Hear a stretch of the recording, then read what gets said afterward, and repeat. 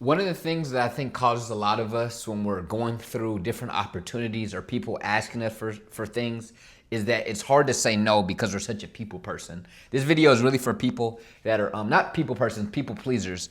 And we get into this mode of helping other people. We always want to be there for other people. We always are thinking about other people and how we can help them. But what we don't realize is all the things it's putting us through when we're always being there for other people and not being there for ourselves. And I wanted to make this video because I know right now in my life, I'm in the furthest progress with being able to say the word no. Previously in my life, I was constantly saying yes to other people. I was constantly, hey, Jamar, I need help with this. Hey, Jamar. And it's just like, oh my goodness, I feel like I feel good by helping people, but goodness, who's helping me? Goodness, am I even helping myself? You know what I'm saying? And it was really stressful going through life, always feeling like you were worried about other people's feelings or worrying about hurting somebody else's feelings, worried about somebody not getting the help they need, but you never did the same thing for yourself. And so one of the things I want to do in this video is give y'all 5 reasons to say no when people are asking for things, or just in general, say no in general. Because I think when things are presented to us, opportunities, people need help, whatever it may be, we see the obvious reason to say yes, and that's why we constantly say yes. We're our feelings, wanting somebody's feelings not to be hurt, wanting to help, whatever it may be. There's reasons to say yes. That's why we say it. But I want to make a list of 5 reasons why saying no is also the right thing to do. Now, are you going to say no to everything after watching this video? Heck no. You can still help people. You can still do these things. But we have to start remembering some of these things so we remember, yeah, we can't say no to everything. And so I'm not going to waste y'all's time. We're going to get right into the 5 reasons or advantages of saying no, especially for people pleasers. If there's any questions throughout this video you want more insight on, drop in the comments. Maybe I'll make another video on it, or I'll just respond to your comment. But first reason you should say no more, the advantage of saying no, get to say yes to yourself. One of the breakthroughs I had, I don't know where I heard it, but I heard it from somewhere, and somebody was like, every time you say no, or no, every time you say yes to somebody else when you don't want to, you're also saying no to yourself. And so if you don't want somebody else to feel that, so like if you're so worried about saying no to somebody else and them hearing the word no, what you don't realize is that you're doing the same thing you're trying to avoid for somebody else. So you don't want somebody else to feel the pressure or feel the pain of someone saying no, but you're doing that same thing for yourself every time you say yes when you need to be saying yes to yourself and you should be saying no to somebody else. So it's super important to realize, just as a foundational perspective and mindset when you're going through life, is that every time you say yes to somebody, when you don't got the capacity or you don't want to, you're actually saying no to yourself. And so when we start saying no, we get to say yes to ourselves, which gives us space, and that leads us to the next. So I'm not going to waste any time on this video today. Whenever I have inspiration to go deeper, I go deeper, but I don't want to waste anybody's time. Which is why the next advantage is that you have more time / less overwhelmed. When you say no to other people, I remember back in college, like I was the president of this organization. I was the e-board member of this association. I had this job and that job. And I just said yes to so much stuff that I didn't have any time.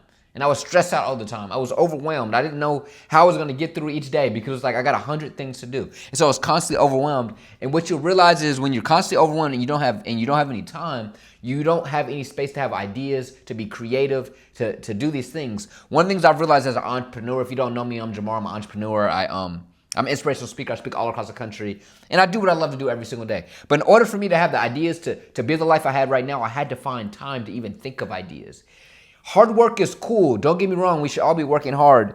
But without ideas, you can't take these massive leaps forward. You're just taking these incremental steps. And so it's super important that we have time so we can at least think, and so we can breathe, so we can work on a new idea, and that we're not overwhelmed, so we can have a fresh mind. If your mind isn't fresh, if your mind is constantly working, it never has a peace of mind to think, hey, do I even want to do this? Hey, is there something else I want out of life? You're never even asking yourself important questions. Reflection, time to think is so important for every human being because it allows you to go in the right direction. If you're always working hard, but you're going in the wrong direction, then what's the point? You're actually going in the negative. Sometimes we need to do nothing so we can realize, we don't even want to go over there. We want to go over there. Or if you realize you want to go over there, but you're stuck always saying yes to stuff over here, you're never getting to work towards where you're actually meant to go. So you need to be able to have some time so you're not overwhelmed. Once I started saying no in college, I remember like junior year, I started saying no, started quitting certain jobs and stuff, and allow myself to be available for things, all of a sudden I was like, oh, I want to start a podcast. All of a sudden that podcast turned into me wanting to be an inspirational speaker. All of a sudden that inspirational speaking dream all of a sudden turned into a career. Now do I love every single day. Now I don't even work every single day. I mean, I do work every single day, but I do things I love to do. Now I have time for this YouTube channel. Now I have time to write a book that's coming out in a couple months. All these things happen because I started saying no to other people. Yes, did some people not get the help that they needed? But what I realized was when I was able to tell those people no, it had them having to do the actual work. A lot of times saying yes is handicapping people. It's getting people to think, I can always depend on Jamar, or whatever your name is. And they never actually take accountability and grow. Sometimes you saying yes all the time is actually doing a negative to that person's life because they're never ever having to do it for themselves. You, on the other hand, you're saying yes because you can get in that mud and do what you got to do. But that's to our detriment because everybody knows we can do that. What you need to do is instead of giving the person fish, teach the person how to fish. And if they don't want to learn how to fish, deuces. You don't want it enough, okay? If you try to help everybody, you'll never help yourself, which will prevent you from becoming the best version of yourself. Whew, that was some fire. If you try to help everybody, but you don't help yourself, you'll never become the best version of yourself because you don't have time. You're constantly helping other people. You're not loving yourself. You're not becoming. You're not learning who you are. You're not doing what you love to do. When you do that, all the purpose gets taken care of. One of my famous quotes I say in almost all of my speeches all across the country is, did I just forget my famous quote? Being selfish enough to do what you love to do is the key to helping as many people as possible, okay? I go all across the country telling people the importance of being selfish. Because if you're not selfish, if you're constantly being unselfish, you're never being selfish enough to do what you love to do the things you want to do. But what's crazy is in life, when you actually do what you love to do and you're selfish and you take care of yourself, you love yourself, you become the best version of yourself. And then you help more people than you can ever imagine. So maybe you say no to one person, but that allows you to help millions of people. You have to have the time and you have to be less overwhelmed if you want to actually help as many people as possible. Dang, I just spit right there. Okay, next one. You have more energy. And this kind of goes with the other one. But when you have more energy, you can focus that energy in a singular task or maybe a couple things. When you're stressed out to do multiple things, you have no energy. But the thing that needs the most energy is only getting like 10% of your energy. You can't do everything. Kind of goes with my little rant I just said in the last one. You can't do everything. The more simple, the more streamlined you get, the more progress you make, okay? I'm not going to spend too much time on that one. But the next one is you have stay available for the right thing. Sometimes you have opportunities or things you're saying yes or no to, and you won't have a thing to say yes to. So if you say no, there's no thing to say yes to. You may think, well, I might as well do this. No. If you don't feel it in your heart to do it or it's not the right thing for you, whatever, you may not have the thing to say yes to yet, but it's keeping your opportunities available. For example, like if you're looking for a job and you get a job that offers you, but it's not the right job, but you don't have another job, but if you feel it in your heart, it's not it, then if you still say yes to that job, when the new job comes, you might not be able to pivot. You just missed out. You have to stay available, okay? You need the space to be able to receive. If you bag the girl that's really a 6, but you know you want an 8, but then you say, well, I only got an 8, and you know what I'm saying, available, and you bag the 6. Then you're going to be like, dang it, I don't want to hurt this 6 feelings once the 8 finally likes you.